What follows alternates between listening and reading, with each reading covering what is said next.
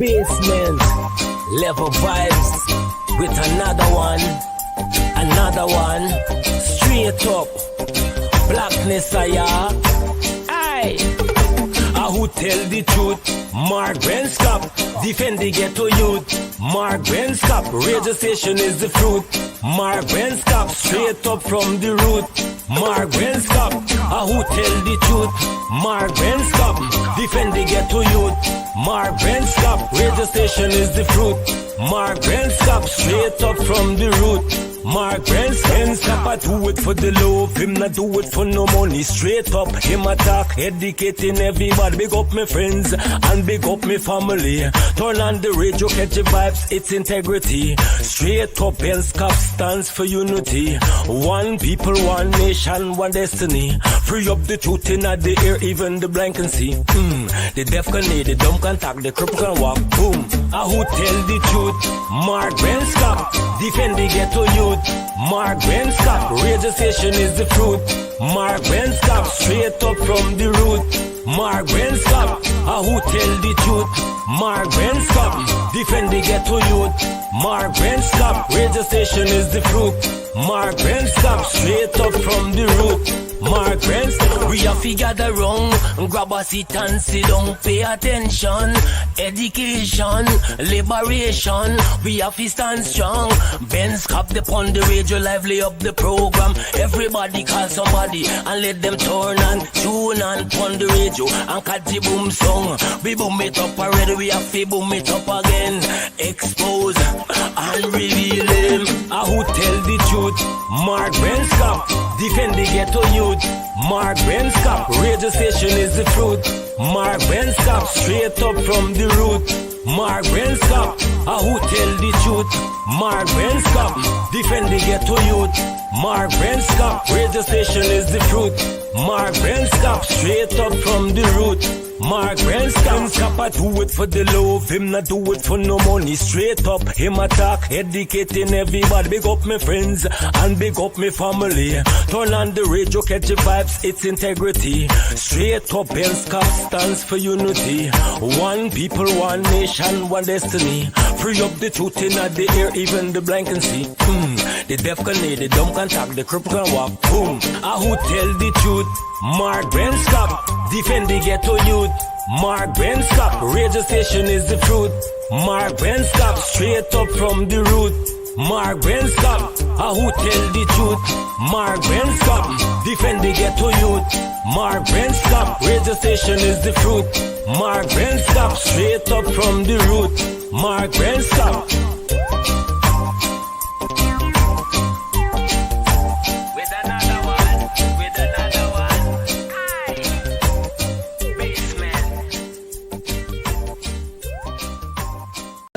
This is attorney Shellen Washington, owner and founder of the Washington Law Firm, located at 455 Utica Avenue in Brooklyn, New York.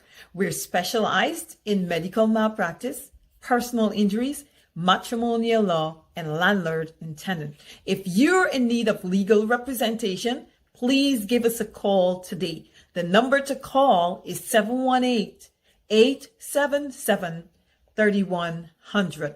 Consultation is free at no cost to you, so call us today to see if we can be of any assistance to your legal needs. Again, the phone number to call us is 718-877-3100.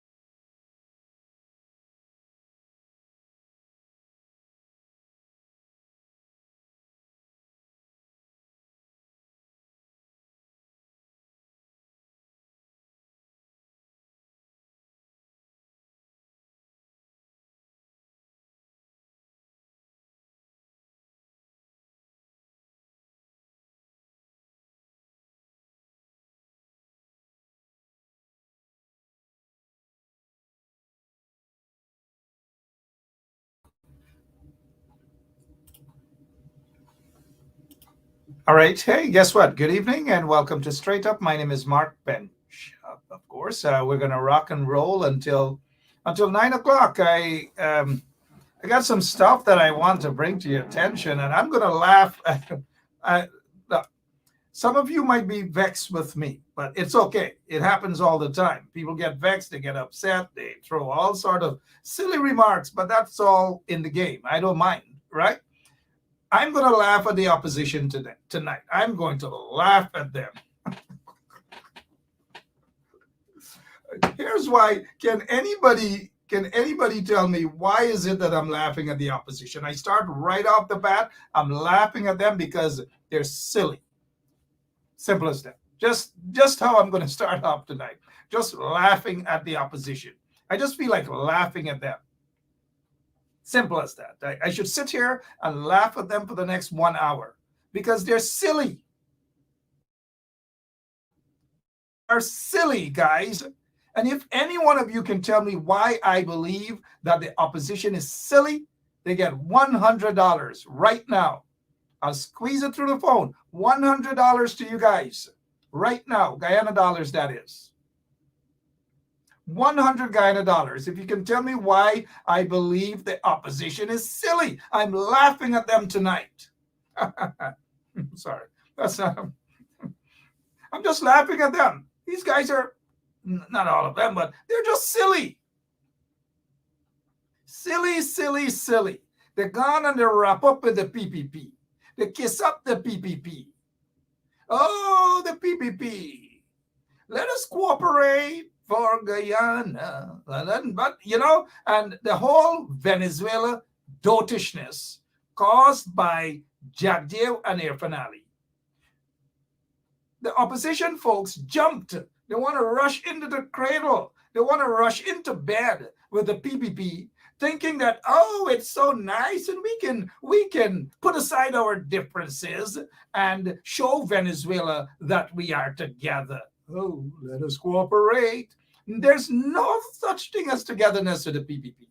The PPP doesn't care about anything. They do not care about Guyana. They just do not care at all. None whatsoever. And so when I saw Aubrey Norton and the PNC guys and the opposition, they're jumping in bed, they're massaging, and they're hugging up and they're chatting. I don't want to show you guys how to chat. Those of you who know what chat means, right? And so they think that with this Venezuela nonsense, that because they cannot attack the PPP on the Venezuela issue, because some of them feel that they know foreign international relations and all manner of crap, right? And so when they started to go in bed with the PPP, we said, hey, you guys are going to regret because it's not going to last for long. It's like some of you who just do a quick drive-by, zoom, at the cathedral, get a car wash. Sorry about that.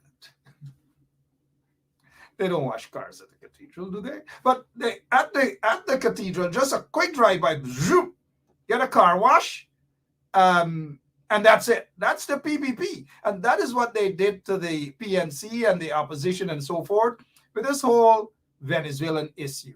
They cornered the PPP, the PNC and the coalition guys into saying, look, you guys got to come and support. We got to hold one head. Holding no one head when it comes to the PPP.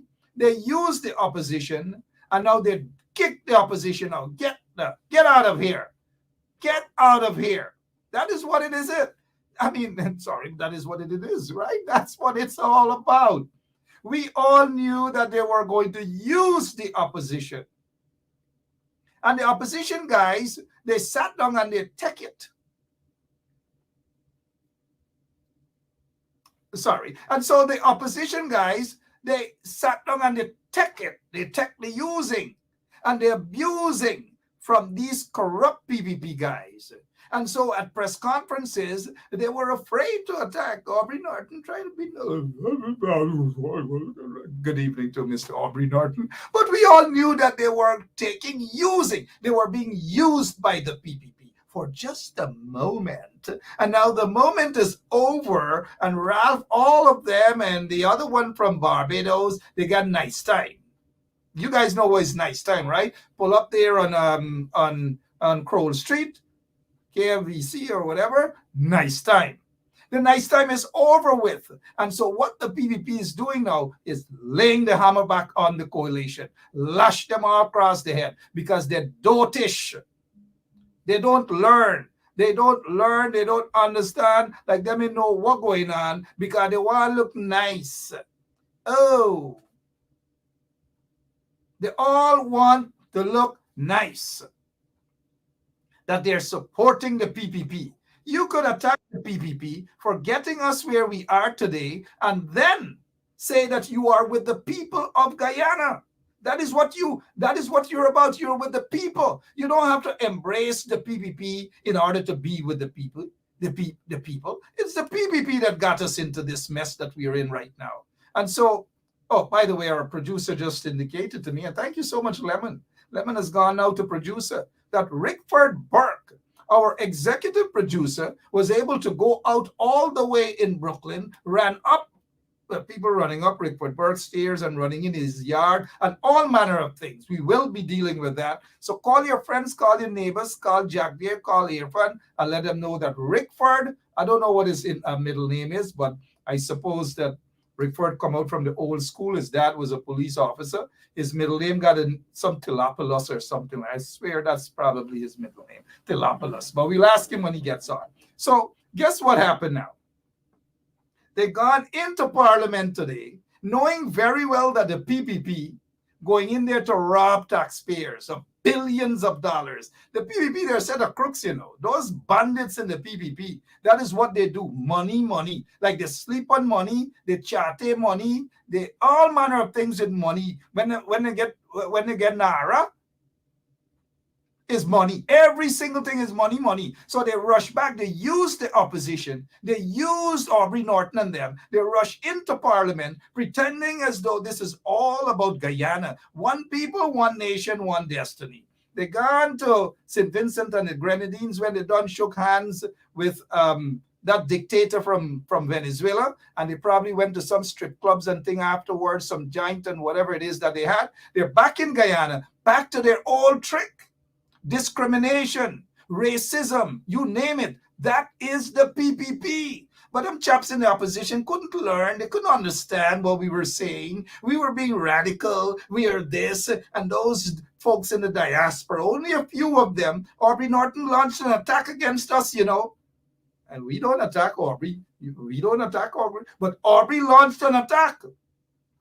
But look what I get today. They gone in Parliament now, sat there, and the PPP had one thing in mind, billions of dollars, billions, so that they could continue to rob this nation. That's what they were about. And the opposition, to their credit too, I'm not slamming them all tonight, is that they wanted to ask questions. And some of them asked some good questions.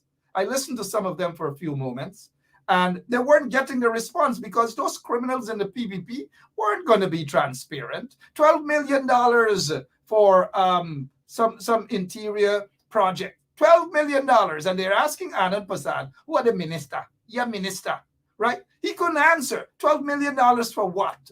They couldn't answer the question. And then they go to Sabata Healy, Tabata.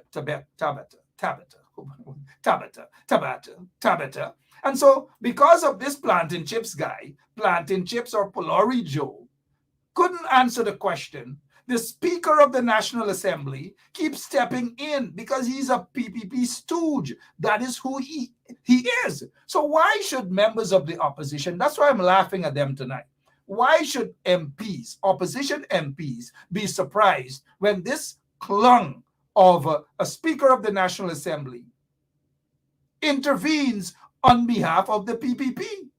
That is what they do. He's no different than a Claudette Singh.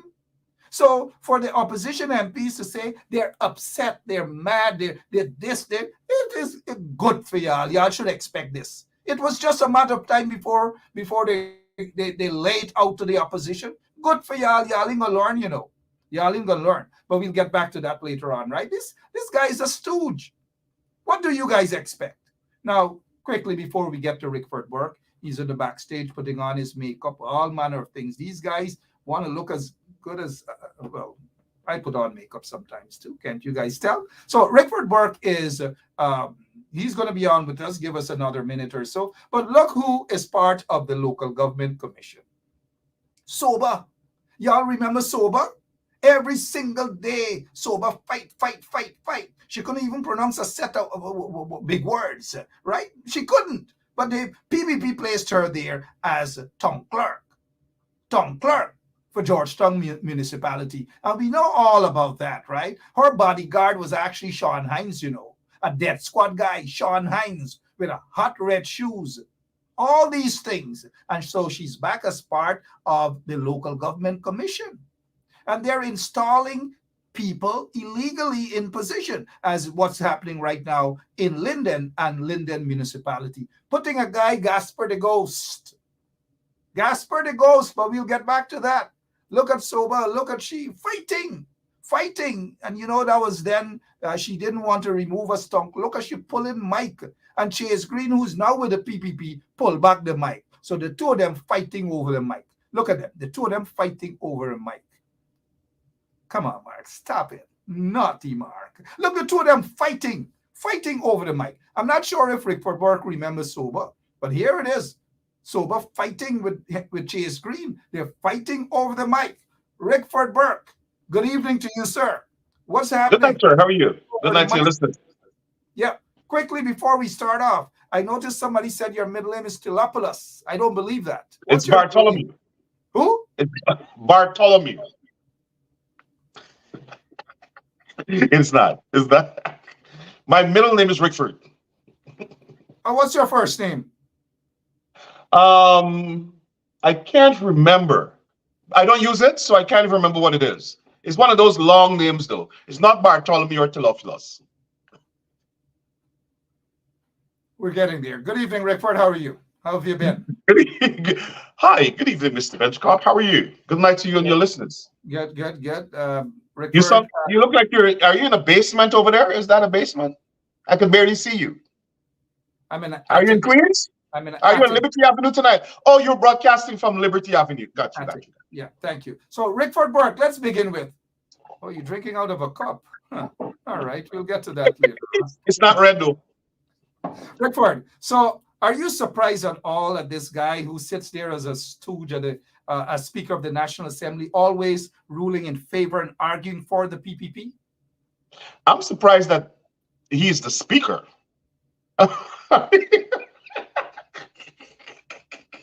I'm surprised that he's a speaker. I mean, it tells you what has Guyana become. Mansour Nadir is the speaker. I mean, I know Mansour very well. And Mansour was the chair of the Caribbean Youth Parliament. When I was in Lucia. Right. And that's when he was supposed to be UF. But he was really PPP. But he has no qualification to be speaker, and it shows the level to which the PPP has brought the House. I mean, when you look at their dress, their decorum, their speech, it's embarrassing for the country. And then they add Mansour Nadir as speaker. I mean, you look at the history of the speakership, right? When I was growing up, it was Sais Narayan, right? Sais Narayan, and then they brought the standards down by appointing Derek Jagan. Honorable members, you're out to order. You remember him? Derek Jagan? Yep. Remember Derek. Couldn't speak English for nothing. And after Derek Jagan, who it was? After Derek Jagan, he died. After Derek Jagan, it's a guy by the name of he has a Ziffer or something like that. Oh, okay. I can't remember who. And then you went to Raphael, right? No, you brought this. It went to Ralph Ramkaran. Yeah, Ralph Ramkaran, indeed, Ralph Ramkaran. And then Raphael, and then Barton Scotland. Yeah. But before Raphael, I believe somebody was there temporarily, though. Then we went back down to no Mansour Nadir. So, and then, yes, I understand. And look who was the deputy speaker. The deputy speaker under Mansour, before his time expired, is Schumann. Was Schumann. The Bamsi politician, the Bamsi man. And now look at who their deputy speaker is. Somebody just, I mean, Guyana has gone to the dogs under these PPP folks. It has gone to the dogs. Are you surprised, though, that this lady, Soba, is part of the local government commission that is responsible for installing people just like herself? No. The PPP has those standards. The PPP doesn't want to run Guyana. The PPP is not interested in being in government to govern. The PPP is interested in being in government to thief money, find jobs for their supporters, and give their supporters contracts so that they can get a kickback and transfer the wealth to themselves, their family members, and their supporters. That's what they're there for. Absolutely. I noticed somebody mentioned Deborah Baca. I think Deborah Baca was deputy. Deborah was deputy speaker under Derek Jagan. Yeah. The opposition always gets the deputy speakership. Except of recent times. Right. Good. So that's another story indeed.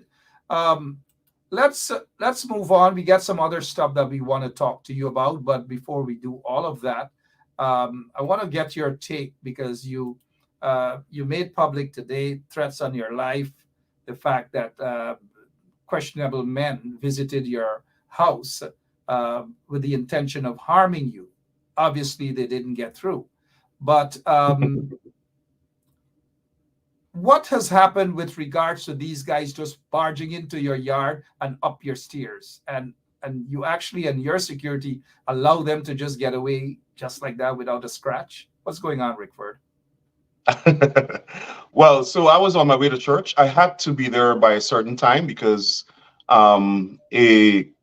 I was accompanying a government official to that service, so I had to be there. I opened my door, and we saw them on the camera, and I opened my door and I saw these people jumped out. Immediately when the two of them exited the car, one was a tall black guy. I recognized him as the person who 2 weeks ago was outside of my house at 3 a.m. filming my house, and then ran into a getaway car and escaped. We chased the car down, and we got the license plate, and we turned it over to police. So immediately I recognized him, and so the person who was with me, we had a strategy of just ignoring them or ordering them out of my yard. They didn't, which then made it trespassing. We didn't want to be on the wrong side of the law. People who were with me were armed. So we didn't want to be on the wrong side of the law. So wait a minute. What time they were in your yard when you were preparing to go to church? As I was exiting my house to go to church, yes, it's a 10. They were in your yard. They ran into my yard and up the steps straight to my door. They were trespassing. Yes. Your security yes. guys should have surrounded them and placed them on the arrest. Why didn't that happen? I was on my way to church, and that was the Sabbath, and I was not going to allow agents of the government to allow me to sin my soul. Those guys weren't care whether you were going to church or not. If they had a chance to kill you, they would have. Probably. I don't think they would have survived to do that. But as I said, I was on my way to church, and people were with me. The vehicle was parked on the road in front of me that I was going to go in. As I was locking my door, this one was pushing. He had a gun to his side, pushing something in my face. I just completely ignored him. I asked him to leave the yard. Turned around, locked my door, and I walked down the step, and they were standing. I left him standing on my step. I got into the car and drove away. We circled the block. When I came back, I noticed him tampering with my mail. The black one was at the gate with a phone in his hand with a gun in front of him, filming. So the police was notified. The police responded. Police retrieved whatever. They left something on my step. The police retrieved it, looked at it, called the FBI, and called the Joint Terrorism Task Force because of the firearm threat. And the matter is under investigation, and that's all they want me to say. Good. So when was the police call? After you left, you went to church, or during this whole process? Because you had ample time to call the police on those bastards while you were in the house and you saw them on camera. 911 right away. The police not too far. The police responded. When the police responded, they weren't there. Yeah. And so that was the first incident. that was the second incident. Talk to us about the first incident. Well, there were several incidents, and we did not say anything because police was monitoring the situation. So these and other men were seen around my home, coming to my house, taking photographs of my car license plate, looking at the lock on my gate, filming my house, and that sort of thing. And 2 weeks ago, about 3 a.m., I was coming from a holiday event. And as I approached my house, I saw someone standing opposite. I couldn't see what they were doing. So I put on my high beams. But when I approached my house, the security lights came on, and I could see straight across the street. And so I turned on the high beams, and I saw this person taping. Once the high beam came on, the person began to fast walk, run walk, and then they ran and turned the corner. So we dashed behind them. There were two vehicles, my vehicle and another vehicle at the back of me with security personnel. And we turned the corner and saw him dashing into a getaway vehicle, and the vehicle pulled off. We chased the vehicle down. I showed the video today. We chased the vehicle down. I'm not sure if you have it. I can send it to you. Maybe we could play it down. We chased the vehicle down, got the license plate. I got it here. You got it right. Yeah. No, that's the photograph. The video. We'll get to the video, but go ahead. Right, and we turned it over to the police. So, I mean, I'm trying to. You really allow these guys to escape just like that? How many blocks did you guys chase them down for with your security guy? One block. They didn't get to one block. Within a block, we caught up with them. Good. And what happened? The vehicle just sped off. Were you able to see how many men or women or whomever in the car? Well, we were advised to act a certain way, and we did. We complied. While we were doing that, we were communicating with the police, and the police told us what to do, and we did what they told us to do. I'm not going to allow them to get away like that, Rickford. The car would have had to gone in front in a trench or something like that. Police are not, because they committed a crime. But I'm a very law-abiding citizen. I'm not saying you're not, but we were complying with what the police was instructing us to do. Get the license plate, see who was inside, how many persons, that's it. And whatever else the police told us to do, we complied. The police seem to have been telling you guys to find out who's in the car, how many of them in the car. It's kind of like saying, put your life in for the danger. The police were in school. No. We were following protocol, so we did that. Got you. So after all of that happened, since then, those two incidents were you guys still under threat by these individuals? Well, I've always been on the threat, right? Since the Attorney General tried to recruit hitmen to come to me or whatever it is. But Mark, I am in continuous contact with law enforcement. They patrol my block. They ring my bell. They come to me. I'm in touch with federal officials. I'm not allowed to say more. Federal officials as for what? Because if the matter is being handled by the NYPD, the federal officials are now involved? The federal officials have always been involved. Okay. From the time there was a threat that came across from another country, the federal officials have been involved. I've had several interviews with federal law enforcement officers, not only me, several persons from my organization. There's a principal who's a member of CGID whose school was threatened with bomb, who was threatened that they will come and bomb her school. That matter is still on the investigation.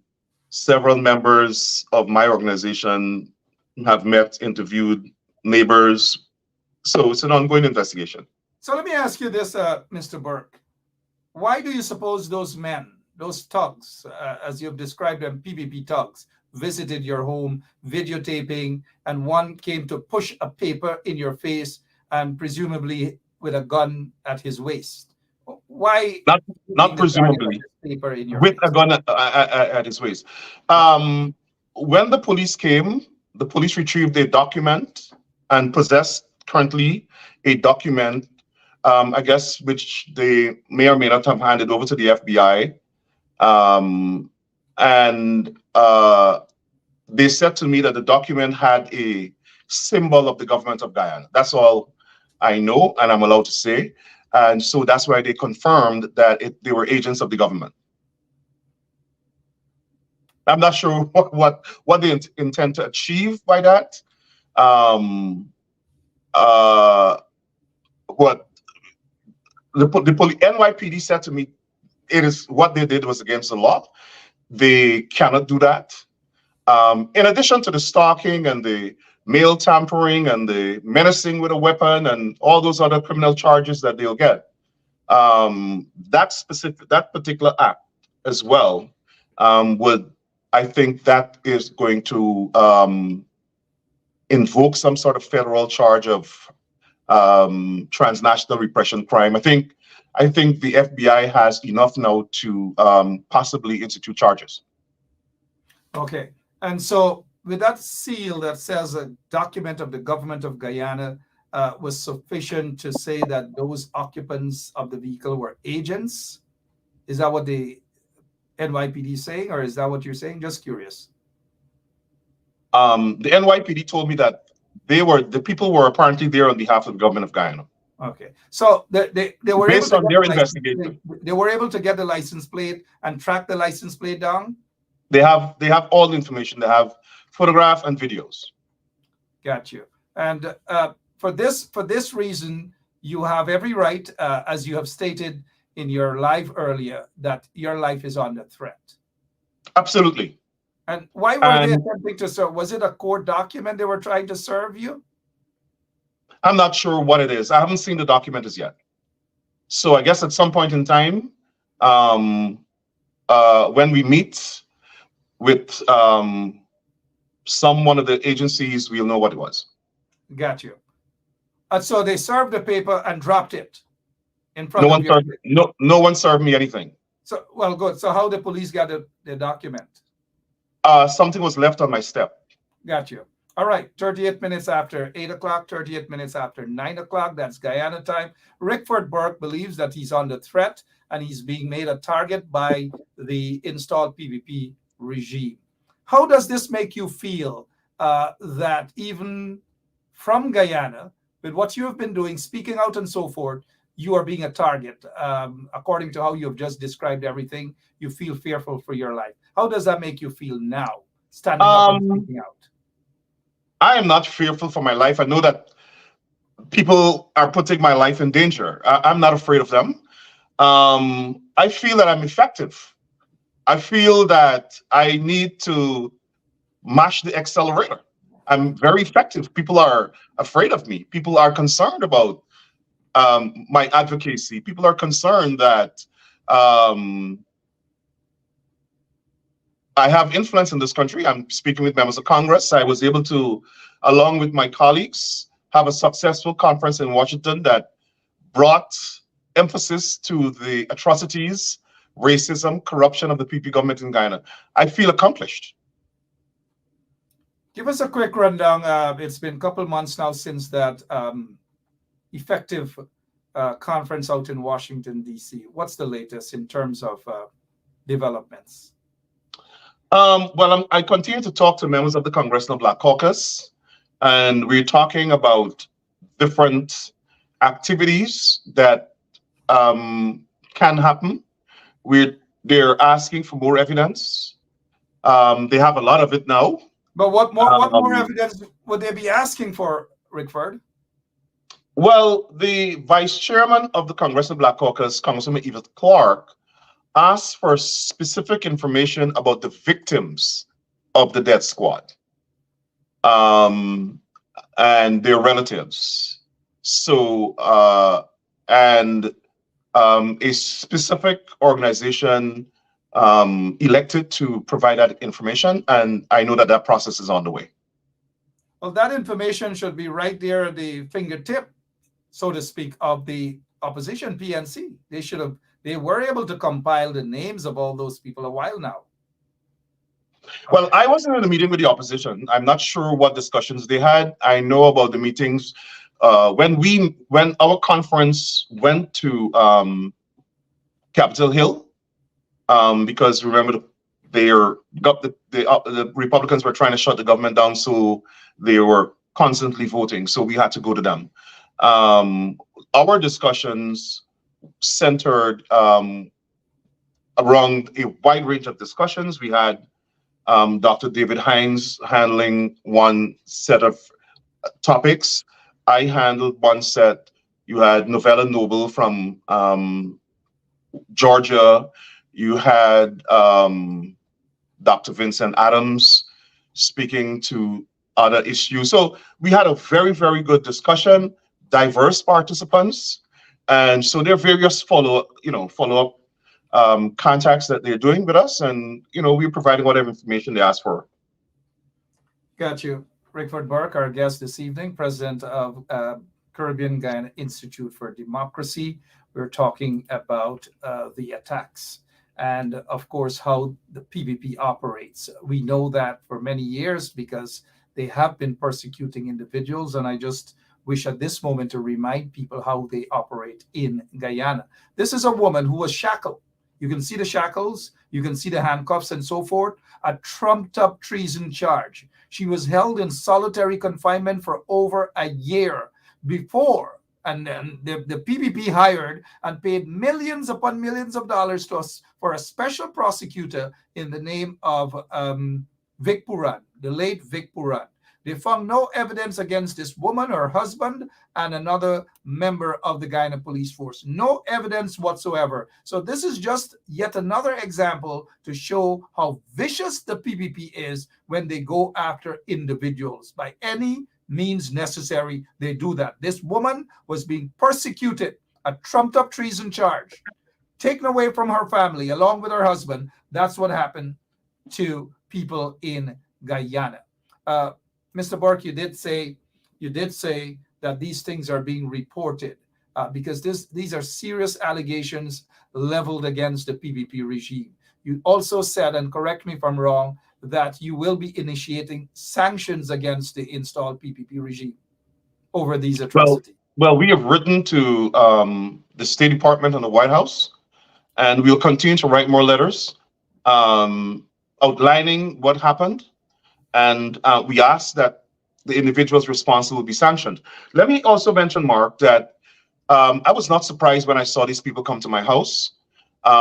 We had received a message from a source in the police force that they were targeting you and I, more me, and that they planned to file secretly charges in the magistrate's court in Guyana. And they had planned to have somebody sign saying that they served me. One time is at Buxton, next time is somewhere else, and next thing is that I am in Guyana. That's what this gentleman was reporting to us, and that the plan was to some special prosecutor that they brought in from Grenada, and that person was going to push for an ex parte trial and get a conviction, and Barjagde will be able to use that to say that I am a convicted criminal. I guess he's very perturbed that he's using a term that we are criminals, I'm a criminal, you're a criminal, everybody's a criminal, but the focus is on me because I'm the one with the influence and talking to you as government, you too, but they're targeting me. And that a certain police official bragged at police headquarters that if politicians in this country defend me, Barjagde said that he was going to bring them down. You would recall that Barjagde did say a version of that at a press conference in September. And we had sent that tape to the State Department and to the Congressional Black Caucus. So I think all of this is intended to provoke a conflict with Black members of Congress. Of course, they have a disdain for African American politicians that speak out against them. One of the other things as well that this gentleman warned us about, and my understanding from lawyers in Guyana who investigated the message, the information we got, and verified it, is that they plan to use, when they get this ex parte trial and presumably some sort of conviction, to have me extradited, and when I arrive at the airport, I'll be kidnapped and taken to the Soesdijk Highway and shot. Apparently, that's their plan. So, according to your source, some senior guy at CID, they openly discussed that in a meeting at CID headquarters? I'm not sure where, but that information came to us. The information also came to us that one particular person was calling up people who were charged in Guyana and asking them to make false allegations against me. And if they do, charges will be dropped. One particular officer called an attorney in Guyana and asked that attorney to ask a client of that attorney to do just that. Wow. And I would hope that the attorney would come forward and disclose who is the officer that contacted the attorney and asked that attorney to have their client perjure themselves, make some false allegation against me, and somehow magically I'll be tried in Guyana.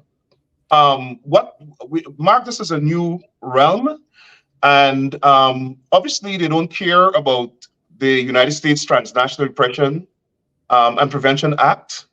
They know that they're under investigation for breach of that act, and they don't care because they think they can use lobbyists and convince the US government not to either prosecute them or to have an investigation. Like the Attorney General just called up the NYPD and had the police, instructed the police commissioner to call the NYPD when we reported that he had participated in a plot to have me killed. Call up the NYPD and told the NYPD, oh, we don't think you should continue this investigation. Burke made it up. And and then wrote a statement. The Attorney General of Guyana wrote a statement and gave it to the police to release, saying that NYPD told them that they dismissed my complaint. What caught them was that NYPD doesn't have the power to dismiss anybody's complaint. Only the district attorney can do that. So that's how they got caught. Interesting. So the district attorney can ask for a matter to be dismissed if there are charges, but not if it's being investigated by the NYPD level. So is this matter being investigated still, or are there charges pending against Anil Nandalal? Because he does visit we got that notification when he came into the country. We were notified by law enforcement. I was told not to discuss the matter. Got you. But he does visit the US frequently, though, and we're not seeing action against him. And because of the threat, we are notified whenever he's here. 49 minutes after 8 o'clock Eastern Standard Time, Rickford Burke is with us. Rickford, even as we look at the time, let's get your take, and we want you to be extra careful too and keep an eye out, especially on your cameras, and just be, I would advise you from a security standpoint to be always proactive with your surroundings. And if you see anything questionable, just dial the police or get your security guys with their stuff in their hands, ready to rock and roll. I know you said earlier that. But Mark, I can assure you that anybody, and that was just, like I said, I didn't want to violate my Sabbath. I didn't want to sin my soul on my Sabbath. But if there's a repeat of that, I can assure you. Could have, if based on how you describe the situation, your Sabbath could have taken you 6 feet under on your Possibly. Sabbath. So even on your Sabbath, you got to No, no, be no, able no, no, to no. I defend would have. yourself. No, no, no, no, no. That would not have happened. I The mean, Bible, remember, the I Bible, would have Jesus defended Christ on myself. the Sabbath kicked those money changers out of the synagogue. You got to. Sabbath doesn't stop people from protecting themselves. But go ahead, sir. I would have protected myself if I'd sensed that, and if anybody had pulled their guns or whatever, they had them brandished, like, I could see them. They had them in front of them, sticked up there, and what. But if anybody had pulled their gun in their hands, guns would have been pulled on both sides. I have a right to defend myself. Rickford, nobody coming to me with security. I have security, and I see that they're brandishing weapons, and nothing can happen. Sorry, Sabbath or no Sabbath. But 50 minutes after 8 o'clock. Mr. Burke, what's your take on this whole masquerade in St. Vincent and the Grenadines concerning Maduro and that hustler, that other hustler in Guyana, your finale? Your take, please, sir. Well, first of all, I don't think the meeting should have happened. The 1966 Geneva Agreement outlines a process for how this matter should be addressed. And that process rests with the United Nations Secretary General. It outlined a process. And after that agreement, that process ensued. We had a commission. Then we had a cooling off period of 12 years. Then we had the good officer process. And after 50-something years of that process, the Secretary General of the United Nations determined that that process had not worked, had not produced any results, and Venezuela remained intransigent. And the UN Secretary General recommended that this matter be settled by the International Court of Justice. And that's where the matter is now in its sub judice. I believe that moving out of that process spells trouble for Guyana. And you could see it. Now, they have now created a new process, which is to make a flatfoot hustler a new good officer. And they put that in the language of this agreement.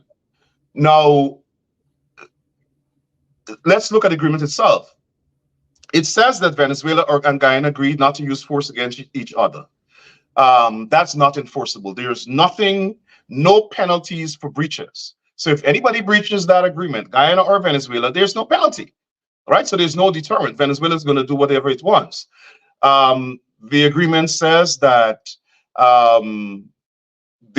neither party would deviate from their positions, which is Guyana saying the matter should be settled by the International Court of Justice, Venezuela saying that we don't recognize the court, which is ridiculous because Venezuela is an original member of the court.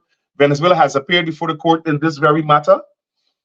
The court has ruled that it has jurisdiction of the matter, and the court is proceeding with the matter. And right now, the matter is sub judice, and the court is going to rule sometime. I heard Gonzalez say he anticipated the court is going to rule mid next year. I guess he has some sort of indication about that. But what the agreement does is just restates the position of the two countries, a promise by Venezuela that they would not invade. But Mark, nothing in the agreement stops Venezuela from acting to invade Guyana or to occupy Guyana without force. So Maduro could send companies and people onto Guyana and start to drill for gold or mine for gold or whatever it is peacefully, and that doesn't violate the declaration. Maybe the spirit of it, but it doesn't actually violate the declaration. What is Guyana going to do? And if Guyana responds by force now, Venezuela is going to say, well, you initiated force, so you violate the agreement. The agreement is a joke. It deviates from the Geneva Convention. It has no enforcement provisions. There are no deterrents. There's no penalty for anybody who violates this. And then it says that they will set up another commission. We had a commission 57 years ago that achieved nothing. And the commission is going to meet on issues the parties agree to. So if the parties never agree, the commission will never meet. It's a complete joke. And also, it has the president of Brazil as an observer. I mean, Brazil is a G20 country, and you have an interlocutor who's from a little 2x3 small island who has a financial interest in Venezuela, because Venezuela just wrote off $190 million of their debt, the debt of St. Vincent, and all these Caribbean governments, including Trinidad and Tobago, that has this Dragon Field project that they're waiting for approval on with Venezuela. So all of these guys have financial interests. Guyana gained nothing from this agreement, absolutely nothing other than a promise from Maduro that he will not invade Guyana by force. Maduro did not pull back any of his bellicose actions. All of the belligerents, nothing. He didn't repudiate the referendum, the phony referendum. He did not repudiate all those actions he took pursuant to the referendum, including naming a governor for Essequibo, naming generals in charge of Essequibo, setting up a city for Guyanese to receive ID cards. None of that. He did none of that. So what did we achieve other than a promise from Maduro that he would not use force? Nothing. Absolutely. But we deviated from the agreement. We abandoned our 57-year foreign policy of non-appeasement and UN engagement in this process. Absolutely nothing gained, not even to allow Guyana to have an ambassador over there in Venezuela. Nothing at all achieved. I agree with you on that one. Notice Wayne Caesar saying taxpayers' money being spent for a bundle of garbage. Absolutely correct, Mr. Caesar. Mr. Burke, with all of what's happening in Guyana, with these flat-foot hustlers in the PPP regime, why you suppose, and in my opinion, I'm supposing that you are of the view that the opposition is not doing enough and should be doing more. But how would you grade the opposition at this point in time? Disappointing. What could they do differently? Well, we could have stronger advocacy. We could have stronger monitoring of the government, holding the government accountable. The opposition should speak out more. The opposition should be on the ground more. The opposition should be in the community more. The kind of things that we do for the people on the ground in Guyana, that's what the opposition should be doing.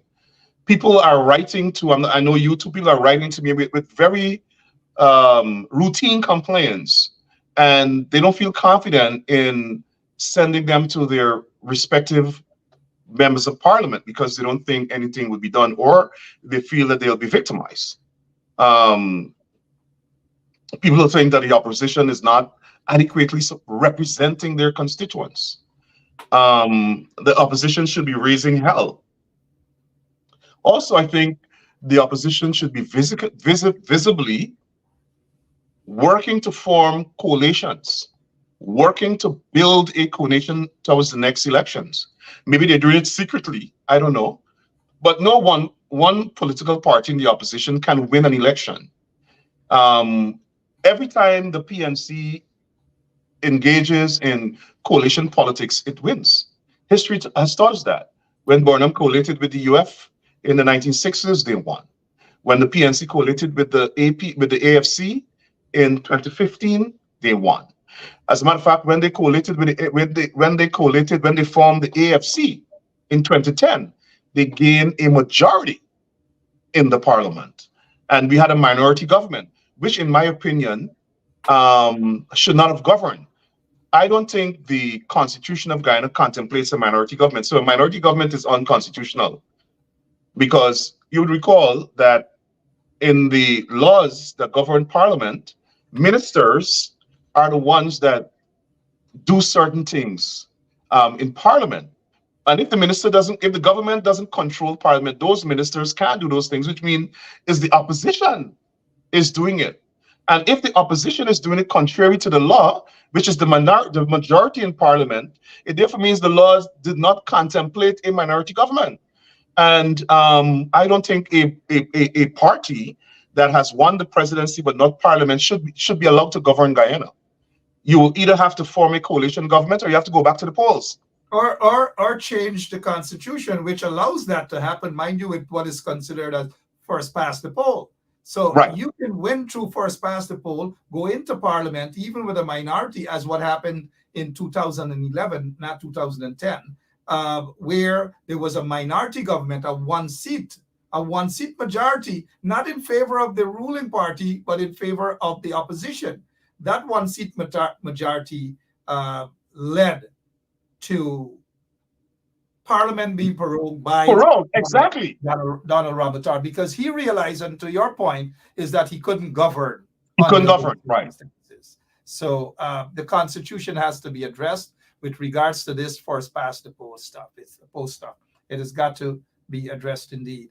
But what would you apportion blame on the leader of the opposition for not being confrontational enough? Because he promised confrontation, he promised protest, he promised to be aggressive towards the PPP. And most persons are of the view that they're not seeing that sort of aggression. What advice do you have for the leader of the opposition? I don't know if it's aggression, or I don't think the leader of the opposition is as effective as he could be. And that's an objective criticism. I think that there's a lot more that he can do. And it's not only him, it's the entire opposition. The entire opposition.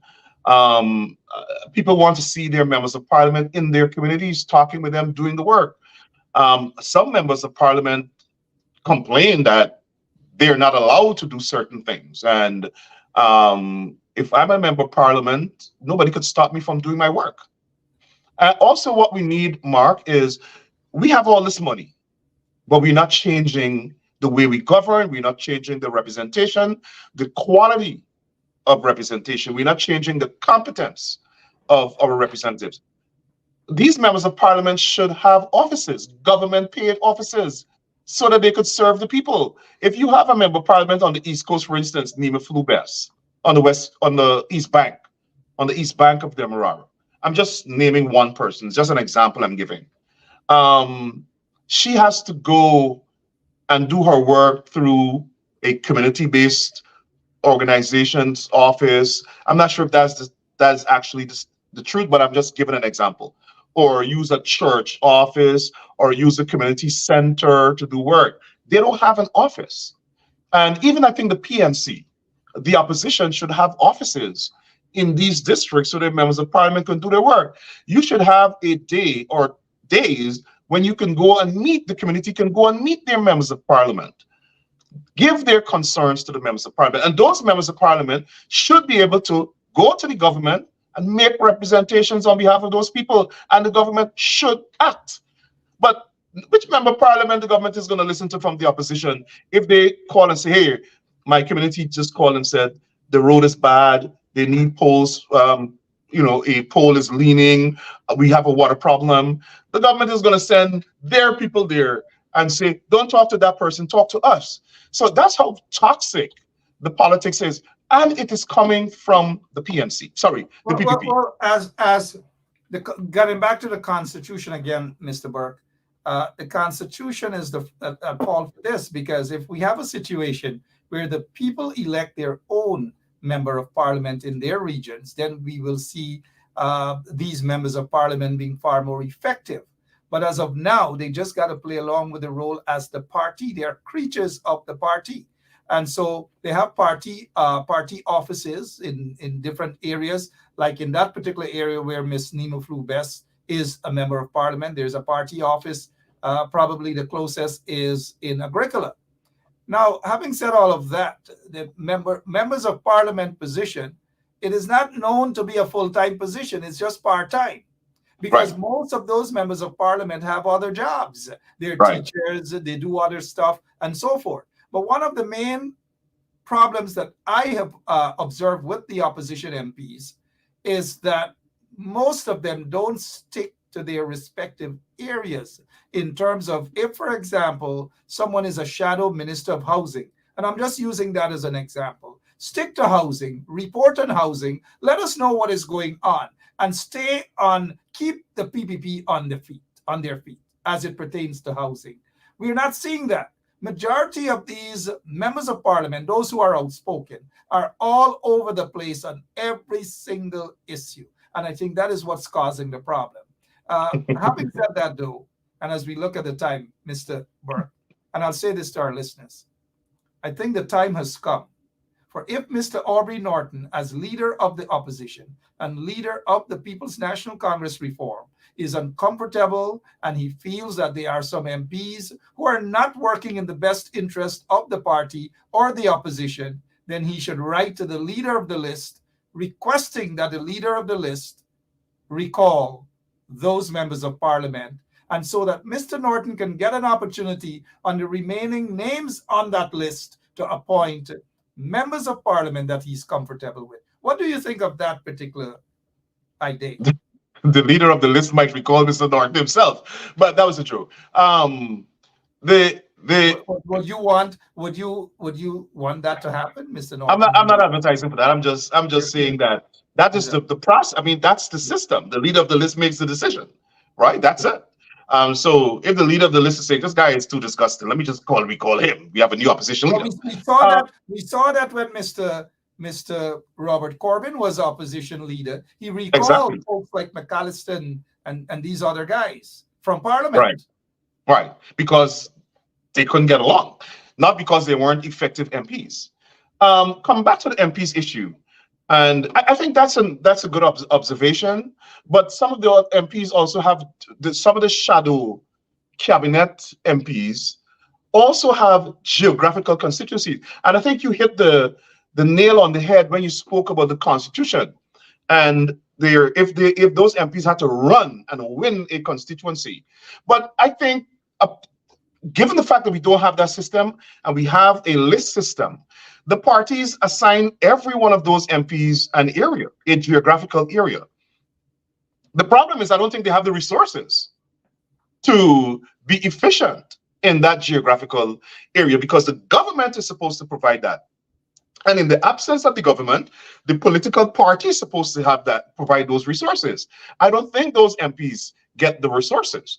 So it's difficult to force an MP to go into his or her own pocket, to travel in their constituencies, to help people in their constituencies, to type. You have to, for instance, you have to get paper, computer, ink. You have to write letters. You have to employ somebody to help you.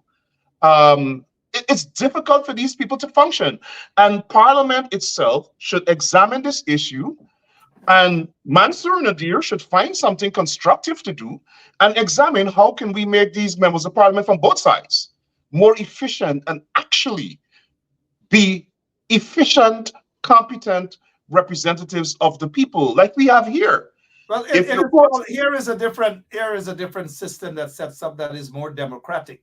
In Guyana, you did say, and of course, there's a list. You submit a list, and the people do not get to decide who their representatives are. In the US, we get to decide who we want to represent us. In Guyana, that is not the case. But we get back in terms of even under this arrangement with the Constitution, the leader of the opposition's office barely gets about 20, which is 100,000, a little over 100,000 US dollars to run the affairs of the opposition. That should be increased tenfold. And once even under the system it's increased, then you'll be able to get sufficient money and assistance for these members of parliament, especially those who have other jobs and do not treat their member of parliament position as a priority.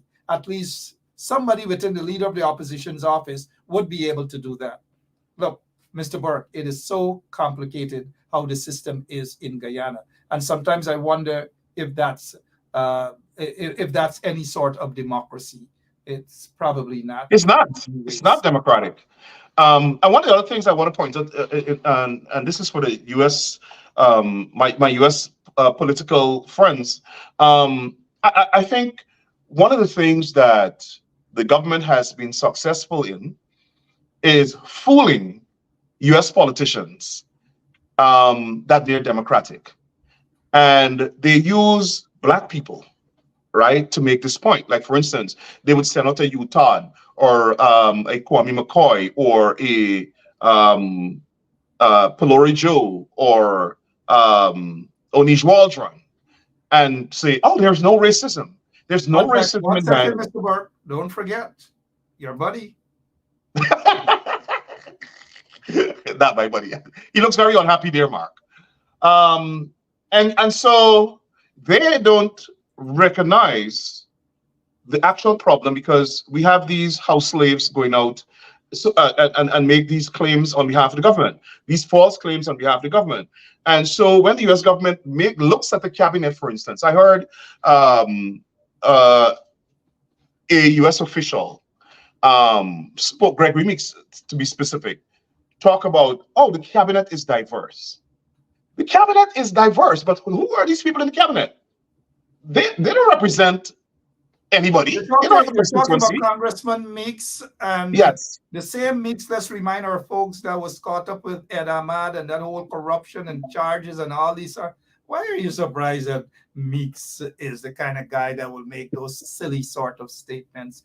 But when you talk about democracy, though, we understand how the PPP operates, but let us not. The entire world saw that under Trump, Mike Pompeo and these guys wanted to steal in elections. Here goes. Mr. Secretary. Hi. Is the State Department currently preparing to engage with the Biden transition team? And if not, at what point does a delay hamper a smooth transition or pose a risk to national security? There will be a smooth transition to a second Trump administration. All right, we're ready. The world is watching what's taking. A smooth transition towards a second Trump administration, even after Biden won the elections. Anyways, I just thought I'd throw that there to tease. And you. that's the same person who installed the PPP government. Yeah. But Mr. Mark, I Black- want to say this. Yeah, Additionally, with regard to, and I told this to a member of Congress from Florida today.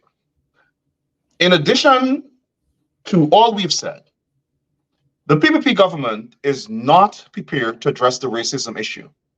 Fundamentally, congenitally, they're not disposed to a free Black population that is not under subjugation.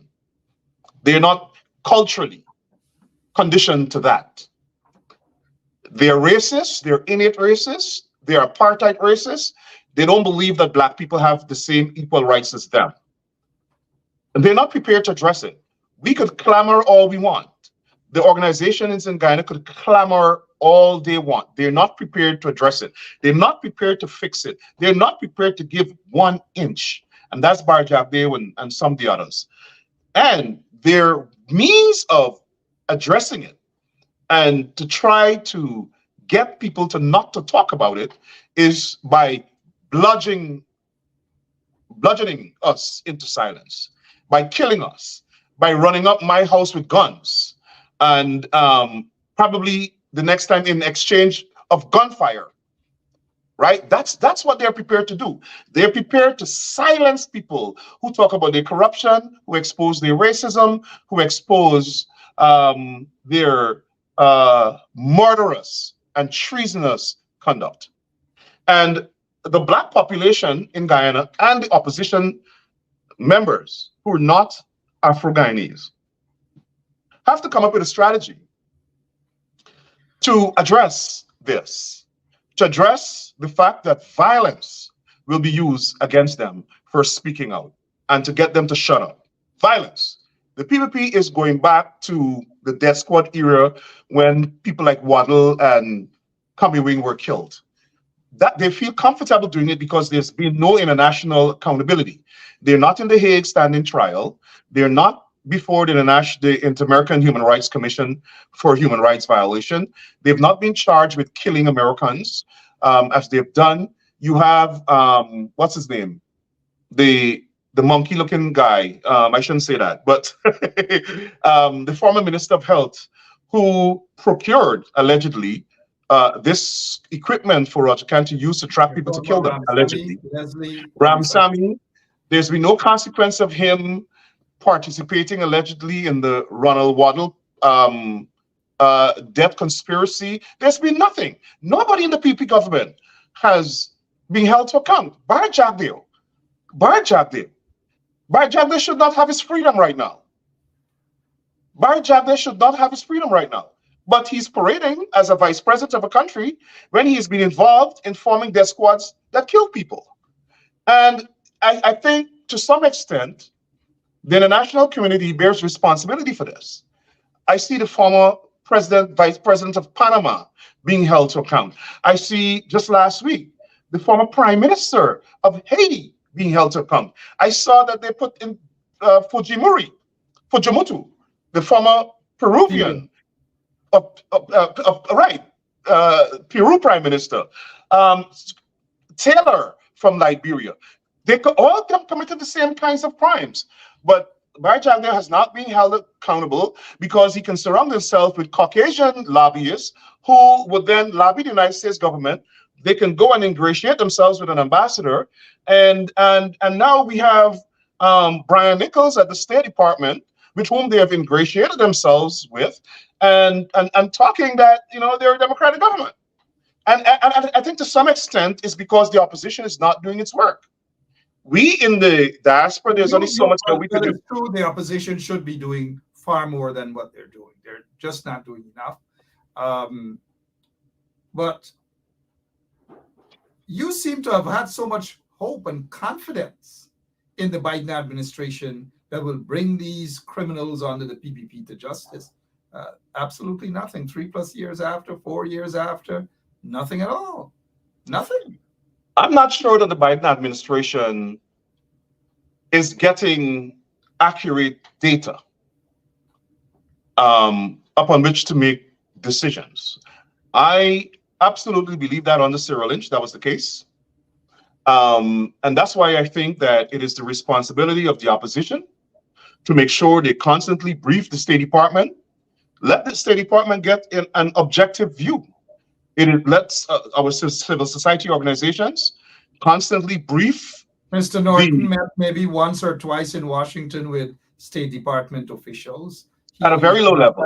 I don't think at the appropriate level. State doesn't necessarily rely only on the wires or cables of the ambassadors. They go other places, and that is why I agree with you too, that the opposition should be far more aggressive and proactive so that they can state completely what's happening in Guyana, whether through the State Department, the White House, or wherever. We're just not seeing that at all, period. Does that and I think we should have active engagement at the level that the government is engaging as well. If the government meets with the National Security Advisor, the opposition should meet with the National Security Advisor. If the government meets with the Secretary of State, the opposition should meet with the Secretary of State. I noticed that the Secretary of State met with the opposition leader alone. I don't think that was a wise decision. I'm not sure who made that decision, but there should be continued engagement at the same level with the government. I know from the state level that the Secretary of State will instruct the leader of the opposition. I could be wrong, but I find that a bit iffy that the Secretary of State of the United States would say to the opposition leader, I only want to meet with you. Come by yourself and a cameraman. But I'm not sure how that came about, but there should be a wider engagement at every level, and the opposition should call for it. The opposition should demand it. If, for instance, you have a British minister in Guyana right now, the opposition should demand to meet with that minister. The opposition should demand to meet with every official that comes to Guyana to meet with the government, any foreign official. They should meet with the opposition. The opposition is a governmental waiting. If you don't demand, send people to protest so that they can see what is happening outside. But then again, it is what it is. Sometimes the opposition leader and these guys feel that we in the diaspora talk too much, and they know it all back in Guyana. But it is what it is. What's your plan for 2024 other than peek through your window? More aggressively advocate on behalf of the people of Guyana. More aggressively.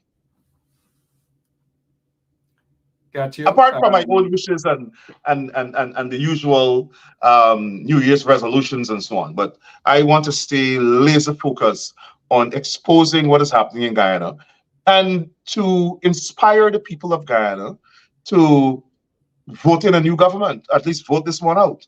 The situation in Guyana is untenable. Our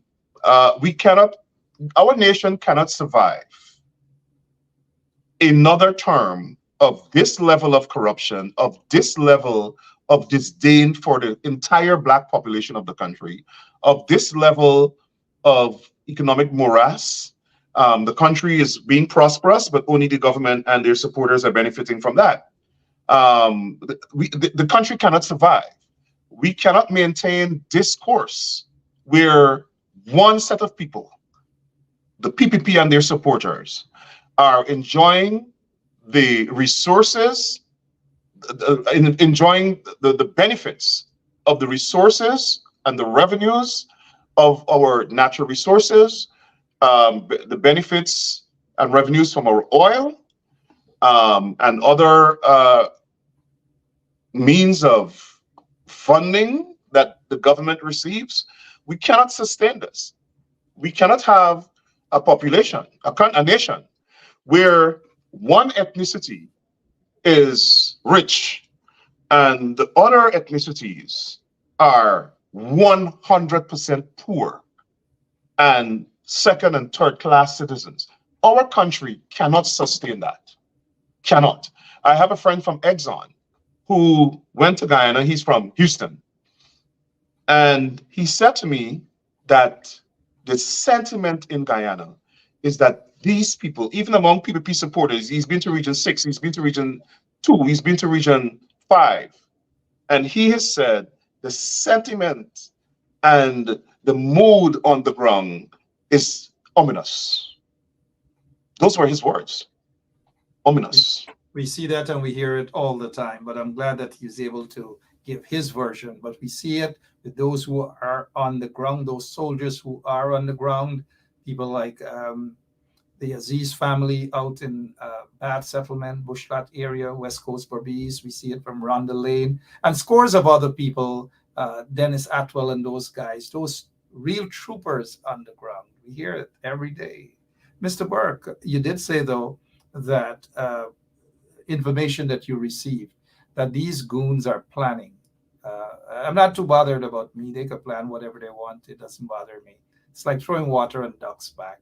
But they're not going to get away lightly, whether it's my Sabbath, whether it's Jandy for me, whether it's a service. They're not going to get away lightly. Once I have security, they're not. But having said that, though, there's a part that I'm like, your source apparently said that they're planning to frame you by saying that they served you the summons in Buxton or some village in Guyana to give the magistrate the impression that you were in Guyana and they served you. I mean, if I get something like that from a source, I'll question that source. I'll be honest with you.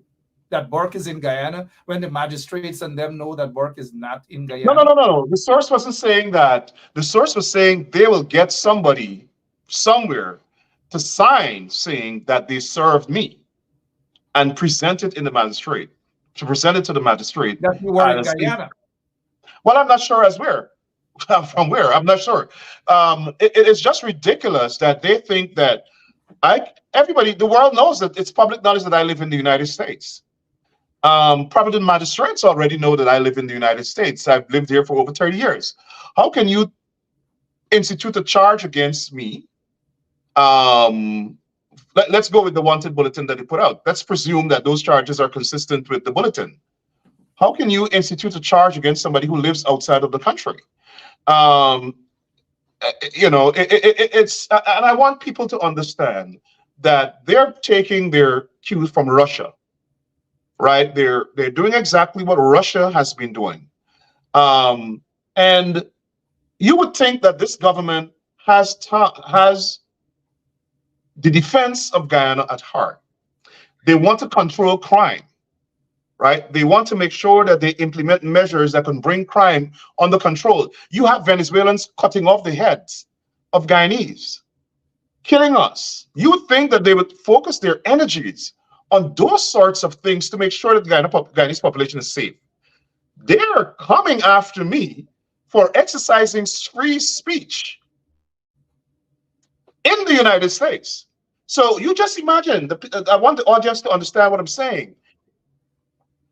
They think that they can charge somebody who they perceive to have committed a crime in the United States. They can charge them in Guyana and prosecute them. So if, let's say, a man went live and cuts off the head of a Guyanese, the Guyana government is saying that they can institute charges on that man because they were able to see it live in Guyana. That's what they're doing. They have now assumed onto themselves international responsibility for holding people who speak out against them responsible. Right? So they have multi-jurisdiction of or unilateral jurisdiction of the world. They can charge anybody. And I hope that they understand that that goes both ways, right? So it therefore means that I can go and make a complaint at a police station here against Bar Jackdale for threatening me, and the police can issue a wanted bulletin for him and send some fake document and get him arrested and bring him to America and try him. That's what they're doing. That's what they're doing. So I hope, and they think, I guess they also think that they can charge the president of the United States in Guyana. Well, they're gonna say, well, he has immunities, but they think that they can charge anybody, anywhere in the world, right? They have universal power because they have a little oil money. I think it is time somebody teaches them a lesson, a harsh lesson, an unprecedented lesson, a lesson that they would learn for the rest of their lives.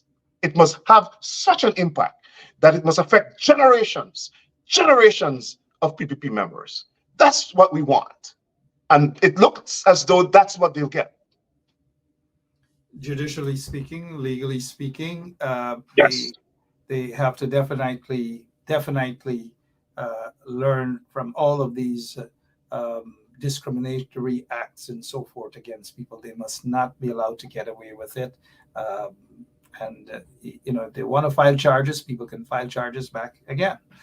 Mr. Burke, as always, it's a pleasure to have you on. But as soon as this regime is out of power, very soon, if I have a crystal ball right here, I'm seeing that they will be out very soon. Since you have not been to Guyana in all those donkey years, we are going to be in Guyana. I'll ensure that even if I have to pay your passage from out of the basement, I guess Guyana has really changed. You need to be there on the ground. Mr. Burke, thank you so much. And there are people who are keeping an eye out for you. I see lots of Brooklynites are saying that they are ready to defend you. Keep an eye out the window for that tall guy and that red skin guy. I'm glad that I'm not tough. Otherwise, the description probably. Mark, at first I thought it was you. No, Hopping out of the car. yeah. But thank you so much for your time, Mr. Burke. And we just got to hope for the best and pray for the best for Guyana. Appreciate it. Thank you. Continue. Thanks for having me. Good night to your listeners. Appreciate it. Rickford Burke, there for you guys, president of the Caribbean Guyana Institute for Democracy, believes that his life is under threat by the PPP regime. And he has mentioned that his story that gunmen visited his home and the matter is currently under investigations. Having said that, I noticed that there's a comment that someone made that whenever David Granger is on my show and I'm interviewing Mr. Granger, I should ask him to recall some MPs. Let me say this to you, Ms. Simone Blackman, with all due respect. That's not my job to ask him to recall MPs. That's the job of the leader of the opposition, Aubrey Compton Norton. And I do believe that the time has come, if Mr. Norton is uncomfortable with some MPs, then he should make it known to David Otto Granger, who's the leader of the list, to write Mr. Granger David Otto Granger requesting X, Y, Z, or whatever MPs be recalled. Do that, and let's see what happens. Let's see what Mr. Granger does. I will support the recall of quite a few MPs. And Mr. Aubrey Norton should write to the leader of the list. That's all I wish to say. But for now, I'll say see you guys tomorrow, same place, same time. Thank you all in the audience. what a great job you guys have done in exercising your democratic rights, freedom of speech, freedom of expression. And that is what the PPP wants to take away from you guys. And whenever we do it, they want to threaten, they want to do all manner of things. But like I've said, for me, it's like throwing water on ducks' back. They can plan all they want to plan. It doesn't bother me. It doesn't, I drink my water and mind, what is that? I'm getting old now, right? Drink your water and mind your business. I get time with them. But I'm watching them, though. Even on Sabbath days, I'm watching them. I'm watching them. Every day, I'm watching them. God bless you all. I'll see you all tomorrow, same place, same time, right here on 107.1 FM. So long. You could probably, on the maritime area, give Venezuela a channel out to the sea. So you make a slight concession in the maritime area.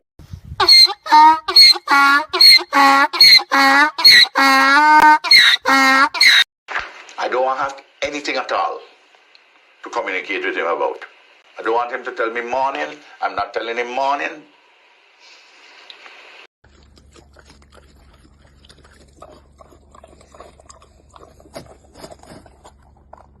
Oh, Jesus Christ, if cost of living double, I don't know what happened. A pound of sugar is $300 already. Flour, everything gone up.